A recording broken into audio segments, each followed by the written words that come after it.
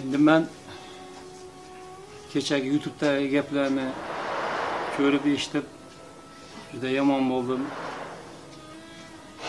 Bu gaplar o'z oilamiz ichida qoladigan gaplar edi. Lekin dadamiz, onamiz shunday chiqib gapiribdilar. Lekin bu gaplar haq gaplar emasda. Bu singlimga nisbatan tuhmat bo'lyapti hozir. Mana haqiqiy gapni mana Saparovaga gapirdilar. Haqiqatdan bo'lgani shu, men endi bu uy haqidagi mana bu uyga hech qanaqa davom nimam yo'q. Xudoga shukr, men Urganchda yashayman. O'zim bolam bor, nevaralarim bor. Bu gaplar joy masalasidagi Saparovaga aytgan gapi, bu eshitgandim oldin, lekin men yonlarida yo'q edim. Ana shu Saparovaga ana shu aytgan gaplarni men oldin eshitgandim. Haqiqatdan ham shu o'zlari mana rozi bo'lib qo'l qo'yganlarni o'zlari tushunishib, mana singlim Gavhar bilan shu gaplar nimani eshitganman, yonlarida yo'q edim. Haqiqatdan ham o'zlari rozi bo'lib qo'l qo'yganlarini eshitdim, lekin keyin dadam boshqacha gapirdi. Men Urganchda ham aytdi, men xabarim yo'q bu gaplardan. Men o'zim rozi bo'lmadim deb otam boshqacha gapirdi bu gaplarni. Haqiqatdan bo'lgan gap, mana Saparovaga aytgan gaplar haqiqat shu. O'zlari yana yonida Saparova bo'lgan, notoyisga olib borganlar. Onamiz ham o'zlari rozi bo'lib qo'l qo'yganlar.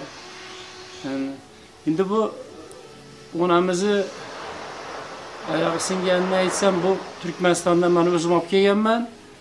Buxoroga, Chajudan Buxoroga men o'zim o'tirganman, olib kelganman. O'zlari onam, meni bolam o'zing shu yoqqa olib kelib Toshkentga bormasam bo'lmaydi. Shu yoqda operatsiya qilsalar yurib ketaman ekan deb, u yerda Turkmanistondagi doktorlar shunaqa degan. Onam shularning gapi bilan shu bu gaplar endi yangi yildan oldin bo'ldi. Onamiz Chajudagi uyda oyog'i singani. Men ham shuni eshitib qolib borib yonlariga ko'rgani borganda onam shunaqa dedi, men O'zbekistonga olib ketasan dedi. Men o'zim O'zbekistonga o'zim o'tirib olib kelganman Buxorogacha. Buxorodan keyin Qahramon kuyovimiz bilan gaplashib, Toshkentdan Qahramon kuyovimiz skora olib kelib, onamni Buxorodan Toshkentga olib ketdi. Shu yerda men onamni Toshkentga kuyov Qahramon bo'lgani o'zim ko'nglim joyi bo'ldi. Shu yoqqa o'zim u yoqqa bular Toshkentga ketdi, men Urganchga uyimga qaytdim.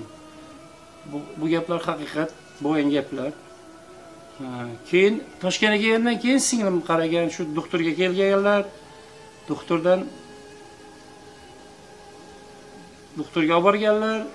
Shu yerda bolnitsada mana Gavhar aytib berdi. Bu gaplar emas haqiqat. Bundan keyin dadam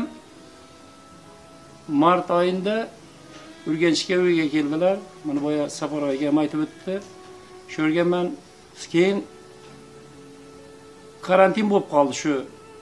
Dadam keldi, 3-4 kun uyda yurdi, karantin bo'ldi. Shu bilan karantinda men uyimda qolib ketdi dadam. Men avgustning shu oxirlarigacha men dadamni qarab o'tirdim. Bundan keyin bu yoqqa dadam Toshkentga qaytdi.